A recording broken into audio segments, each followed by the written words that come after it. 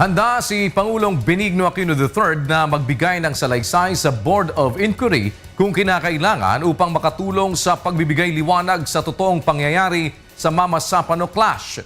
Ito ang balita ni Nel Maribuhok.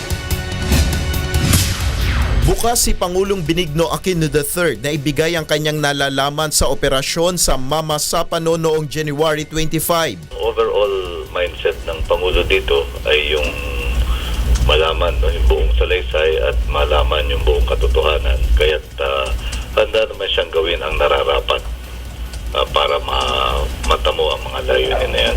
Paliwanag ni Secretary Herminio Coloma Jr., noon pa man ay ibig na ng Pangulo na mabigyan na ng linaw ang mga pangyayari. Simulat sa pool, ang paninindigan ng Pangulo ay malinaw.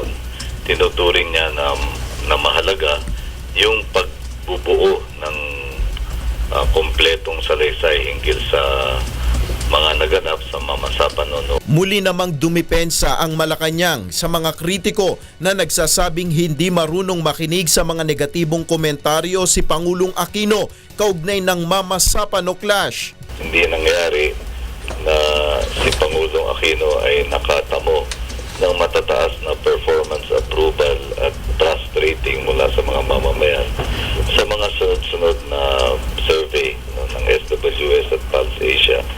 Kung may perception na hindi niya iniintindi ang tinig ng mga mamamayan o kung mayroong pananaw na ito ay isang Pangulo na hindi nakikinig sa kanyang mga boss.